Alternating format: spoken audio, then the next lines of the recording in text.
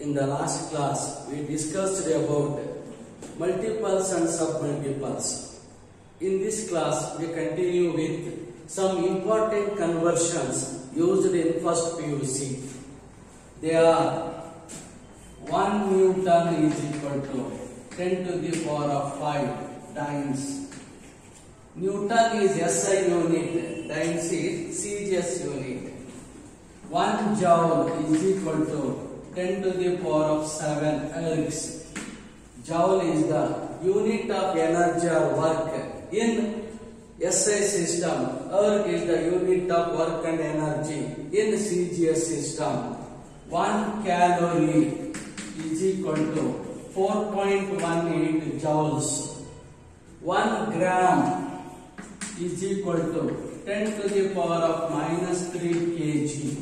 1 liter is equal to 1000 centimeter cube ಅಥವಾ 10 to the power of minus 3 meter cube. ಇನ್ನು ಹೆಚ್ಚು ಉಪಯೋಗಿಸೋದಿದೆ 1 kilometer per hour is equal to 5/18 meter per second. ನೀಟಲ್ಲಿ ಸಿಇಟಿಯಲ್ಲಿ ಲೆಕ್ಕ ಮಾಡುವಾಗ ಹೆಚ್ಚು ಉಪಯೋಗ ಆಗುತ್ತೆ ಇದು. 1 kilometer per hour ಅನ್ನ ಮೀಟರ್ ಪರ್ ಸೆಕೆಂಡ್ ಗೆ ಕನ್ವರ್ಟ್ ಮಾಡಿ ಮಾಡ್ಬೇಕು ಲೆಕ್ಕ ಯಾವಾಗ್ಲೂ. ಇನ್ನು 1 kilowatt hour ಇದು ಎಲೆಕ್ಟ್ರಿಕಲ್ ಎನರ್ಜಿನ ಯೂಸ್ ಮಾಡ್ತಕ್ಕಂತ ಯೂನಿಟ್ ಇದು. ಇದನ್ನ 3.6 into 10 to the power of 6 joules ಆಗುತ್ತೆ. ಇನ್ನು ಇದು 1 HP is equal to 746 watt ಆಗುತ್ತೆ. HP FPS ಸಿಸ್ಟಮ್ ಅಲ್ಲಿ, ವ್ಯಾಟ್ SI ಸಿಸ್ಟಮ್ ಅಲ್ಲಿ ಆಗುತ್ತೆ. ಇನ್ನು 1 degree is equal to 0.017 radian ಆಗುತ್ತೆ. ಲೆಕ್ಕ ಮಾಡುವಾಗಲ್ಲ ಡಿಗ್ರಿ ಅನ್ನ ರೇಡಿಯನ್ ಕನ್ವರ್ಟ್ ಮಾಡಿ ನಾವು ಲೆಕ್ಕ ಮಾಡಬೇಕು. ಇನ್ನು 1 kg ವೇಟ್ ಇದು ಗ್ರಾವಿಟೇಷನಲ್ ಯೂನಿಟ್. ಇದನ್ನ ಅಬ್ಸಲ್ಯೂಟ್ ಗೆ ಕನ್ವರ್ಟ್ ಮಾಡಿ ಲೆಕ್ಕ ಮಾಡಬೇಕು. ಸೊ 9.8 ನ್ಯೂಟನ್ ಆಗಿ ಪರಿವರ್ತನೆ ಮಾಡಬೇಕು. ಇವಿಷ್ಟು important conversions used in the first PUC. So ಇನ್ನೊಂದ್ಸಾರಿ 1 Newton is equal to 10 to the power of 5 times. 1 joule is equal to 10 to the power of 7 ergs. 1 calorie is equal to 4.18 joule. 1 gram is equal to 10 to the power of minus 3 kg. 1 liter is equal to 1000 centimeter cube or 10 to the power of minus 3 meter cube. 1 kilometer per hour is equal to 5/18 meter per second. 1 kilowatt hour, it is the unit of electrical energy, is equal to 3.6 into 10 to the power of 6 joules. 1 HP is equal to 746 watt. ಇದು FPS system, ಇದು SI system ಆಗುತ್ತೆ. ಇನ್ನು 1 degree is equal to 0.017 radian. 1 kg weight is equal to 9.8 Newton ಆಗುತ್ತೆ. ಇವಿಷ್ಟು important conversions used in first PUC. Next continue ಮಾಡೋಣ.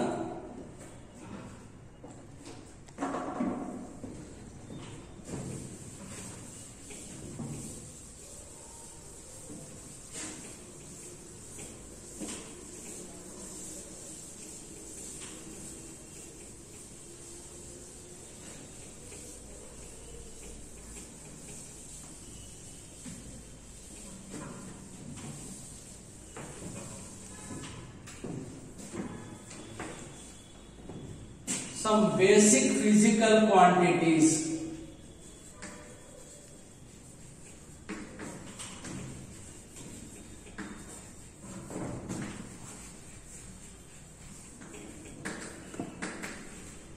And their units.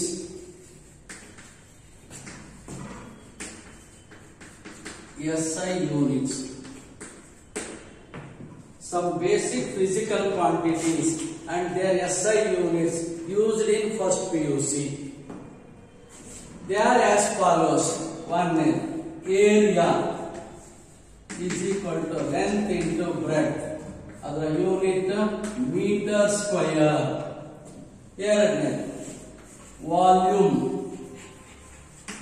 Length into breadth into height, ಅದು unit metre cube ಆಗುತ್ತೆ. ಇನ್ನು ಮೂರನೇದು density, mass by volume, ಇದು KG per metre cube. ನಾಲ್ಕನೇದು frequency, reciprocal of the period, ಇದು per second. Reciprocal of the period is called as frequency. Distance traveled,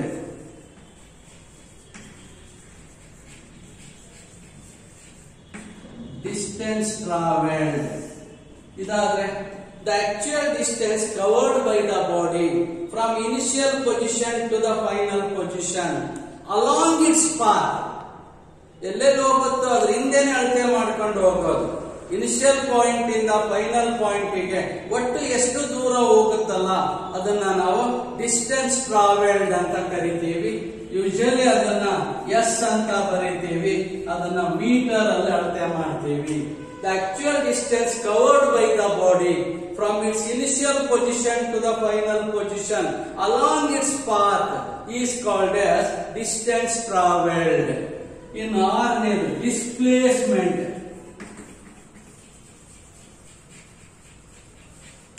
displacement ಅನ್ನು ಕೂಡ S ಅಂತಾನೆ ಬರೀತೀವಿ, ಮೇಲೊಂದು ವೆಕ್ಟರ್ ಸಿಂಬಲ್ ಹಾಕ್ತೀವಿ ಅದಕ್ಕೆ. ಇದನ್ನು ಕೂಡ ಮೀಟರ್ ಅಲ್ಲಿ ಎಕ್ಸ್ಪ್ರೆಸ್ ಮಾಡ್ತೀವಿ. ಸೊ ಡಿಸ್ಟೆನ್ಸ್ ಟ್ರಾವೆಲ್ಡ್ಗೂ ಡಿಸ್ಪ್ಲೇಸ್ಮೆಂಟ್ಗೆ ವ್ಯತ್ಯಾಸ ನೋಡಿ. ಈಗ ಎಲ್ಲಿಂದ ಹೋಗಿ ಎಲ್ಲಿಗೆ ಬರುತ್ತೋ ಇದ್ರ ಮುಖಾಂತರ ಅಳತೆ ಮಾಡೋದು ಎಸ್ ಆಗುತ್ತೆ. ಶಾರ್ಟೆಸ್ಟ್ ಡಿಸ್ಟೆನ್ಸ್ ಇದೆಯಲ್ಲ ಇದು ಎಸ್ ವೆಕ್ಟರ್ ಆಗುತ್ತೆ. ಇದು ಡಿಸ್ಪ್ಲೇಸ್ಮೆಂಟ್, ಇದಾದ್ರೆ ಡಿಸ್ಟೆನ್ಸ್ ಟ್ರಾವೆಲ್ಡ್ ಆಗುತ್ತೆ. The shortest distance between the initial position and the final position is called as displacement. It is denoted by vector s and expressed in meter. In speed, speed andre vega, the rate of change of distance athwa the distance covered per second is called as speed. Distance is called as speed. Speed is equal to distance by time. ಅದನ್ನ metre per second ಅಲ್ಲಿ express ಮಾಡ್ತೀವಿ. ಇನ್ನು ಇದು speed ಆಯ್ತು. ಎಂಟನೇದು velocity. ಸ್ಪೀಡ್ಗೆ ವೇಗ ಅಂತೀವಿ, ವೆಲೋಸಿಟಿಗೆ ಜವ ಅಂತೀವಿ Kannada medium ಅಲ್ಲಿ. ವೆಲೋಸಿಟಿ ಆದ್ರೆ ಡಿಸ್ಪ್ಲೇಸ್ಮೆಂಟ್, ಇದು ಡಿಸ್ಪ್ಲೇಸ್ಮೆಂಟ್ ಬೈ ಟೈಮ್ ಆಗುತ್ತೆ. ಇದಾದ್ರೆ ಎಸ್ ಬೈ ಟಿ ಅಂತೀವಿ, ಇದಾದ್ರೆ ವೆಕ್ಟರ್ ಎಸ್ ಬೈ ಟಿ ಅಂತೀವಿ. ಇದು ಕೂಡ ಮೀಟರ್ ಪರ್ ಸೆಕೆಂಡ್ ಅಲ್ಲಿ ಎಕ್ಸ್ಪ್ರೆಸ್ ಮಾಡ್ತೀವಿ. The shortest distance between the initial position and the final position is called as displacement. Velocity ಹೇಳುವಾಗ the displacement per second by the body is called as velocity. Velocity usually denoted by v and expressed in meter per second.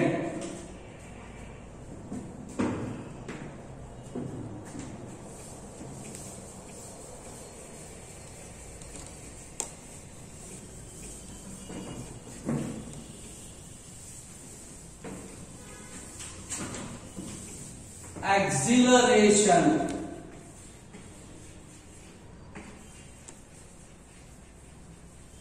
ವೇಗೋತ್ಕರ್ಷ ಅಂತೀವಿ ಇದಕ್ಕೆ.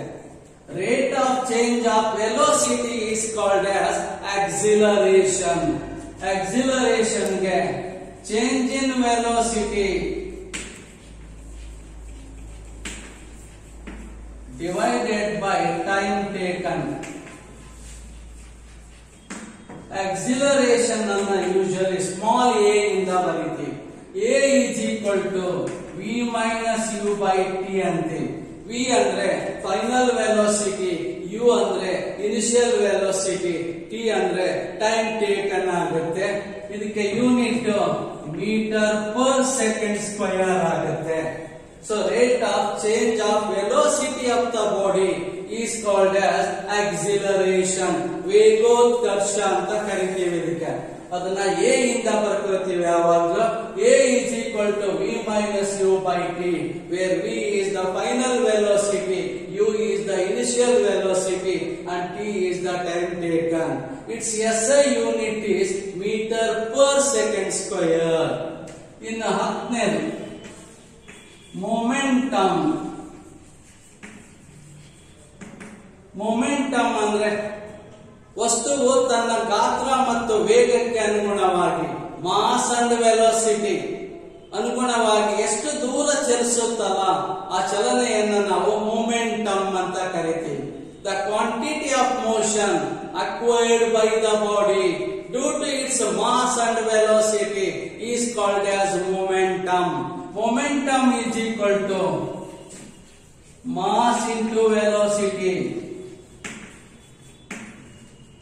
expressed as kg meter per second. Momentum ಅನ್ನು usually P ಇಂದ ಬರೀತೀವಿ mechanics ಅಲ್ಲಿ. P is equal to m into v ಆಗುತ್ತೆ.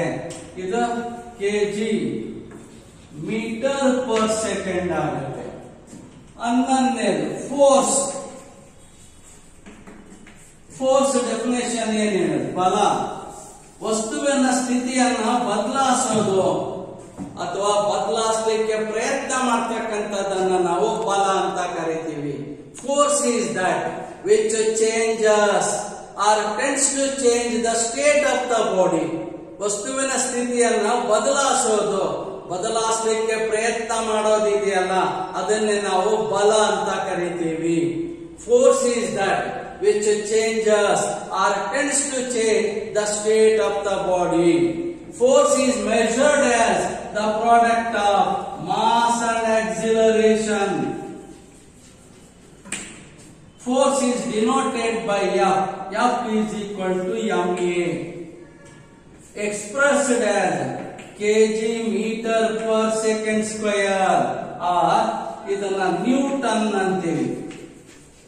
Newton ಅಂತ ಹೆಸರಲ್ಲಿ ಬರೆದ್ರೆ small N ಬರೀಬೇಕು, ಸಿಂಬಲ್ ಅಲ್ಲಿ ಬರೆದಿದ್ದಾರೆ ಕ್ಯಾಪಿಟಲ್ ಎನ್ ಅನ್ನ ಬರೀಬೇಕು. ಫೋರ್ಸ್ ಆಯ್ತು, mass into acceleration. So KG metre per second square or newton ಬಳಸ್ತೀವಿ. ಅದಕ್ಕೆ ನೀವು ಪೂರ್ತಿ ಹೆಸರಲ್ಲಿ ಬರೆಯೋದಾದ್ರೆ ಸ್ಮಾಲ್ ಎನ್ ಅನ್ನ ಬಳಸಬೇಕು, ಸಂಕೇತ ಬರೆಯೋದಾದ್ರೆ ಕ್ಯಾಪಿಟಲ್ ಎನ್ ಅನ್ನ ಬಳಸಬೇಕು.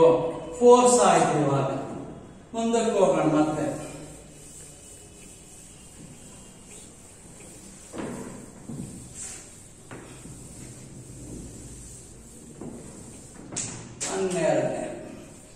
ವರ್ಕ್.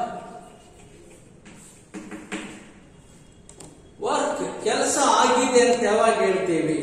ಬಲ ಪ್ರಯೋಗ ಹೊಂದಿ ವಸ್ತುವು ಬಲದ ದಿಕ್ಕಿನಲ್ಲಿ ಚಲಿಸಿರ್ಬೇಕು. ಅದು ಚಲನೆಯಲ್ಲಿ ಆದರೆ ಮಾತ್ರ ಕೆಲಸ ಆಗಿದೆ ಅಂತ ಅರ್ಥ. Work is said to be done when the point of application of the force moves in the direction of the force. Work ಅನ್ನ W ಅಂತ ಬರೀತೀವಿ. Work is equal to force into displacement. Force into displacement. W is equal to F into S ಅಂತ ಬರೀತೀವಿ. ಇಲ್ಲಿ displacement ಬರೆಯೋದ್ರಿಂದ ಮೇಲೆ vector ಅನ್ನ ಹಾಕೋತೀವಿ. So ಮುಂದೆ ಆ chapter ಆಗುವಾಗ ಅದಕ್ಕೆ ಸಂಬಂಧಪಟ್ಟ ಡಿಸ್ಕಸ್ ಮಾಡ್ತೀವಿ.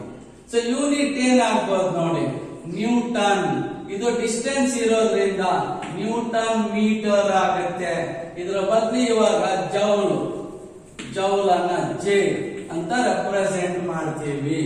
So work is said to be done when the point of application of force moves in the direction of the force. It is measured as the product of force and the displacement of the body. It is denoted by W. W is equal to F into S. It can be expressed as Newton meter or it is called as joule. It is represented by the letter J. ಇನ್ನು 13ನೇ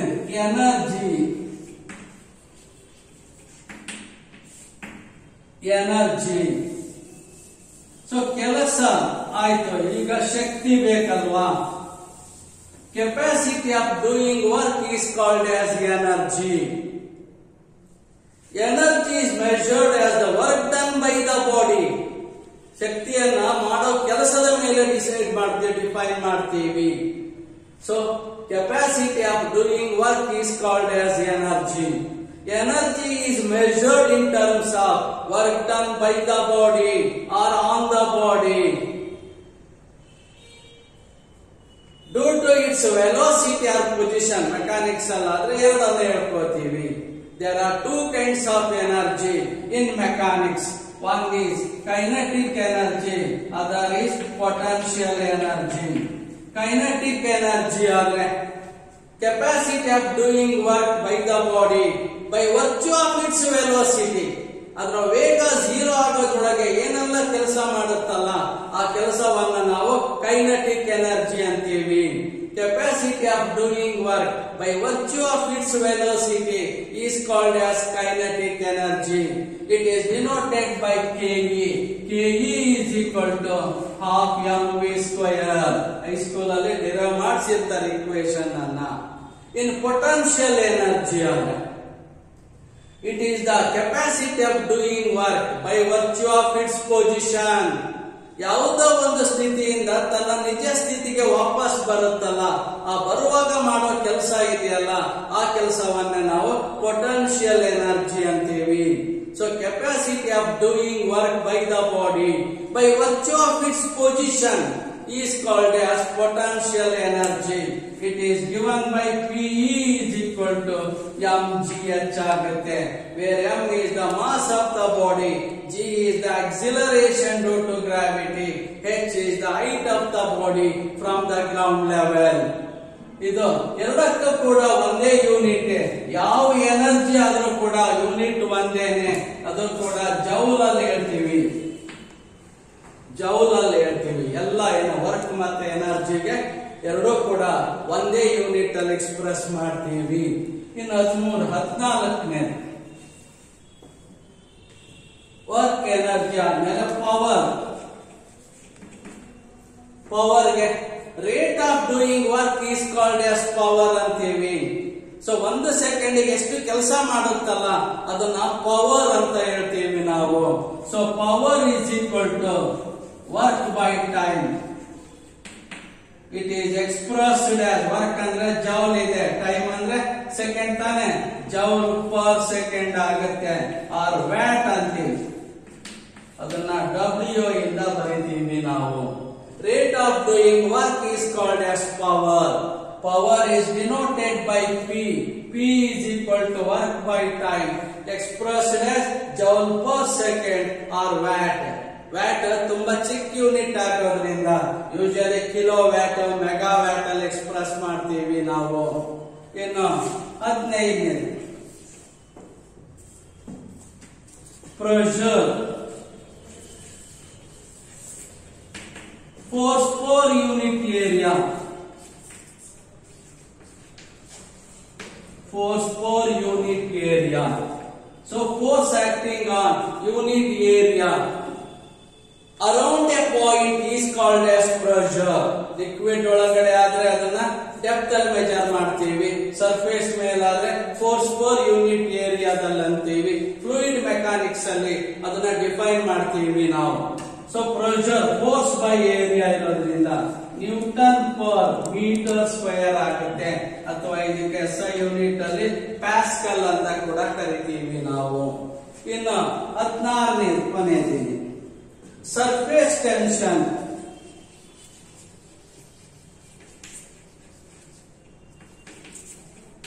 surface tension ಆದ್ರೆ force per unit length. Force per unit length acting on imaginary line drawn on the surface of the fluid ಅಂತೀವಿ. Surface tension ಅಲ್ಲಿ ಅದನ್ನ define ಮಾಡ್ತೀವಿ ನಾವು. Force per unit length ಇದು Newton per metre ಆಗುತ್ತೆ. Surface tension ಅನ್ನ Newton per metre ಅಲ್ಲಿ express ಮಾಡ್ತೀವಿ. ಸೊ ಇವತ್ತಿಗೆ ಇಷ್ಟು ಸಾಕು. ನಾಳೆ ವೆಕ್ಟರ್ಸ್ ಅಂಡ್ ಸ್ಕೇಲಾರ್ಸ್ ಇಂದ ಕಂಟಿನ್ಯೂ ಮಾಡ್ತೀನಿ ನಾನು.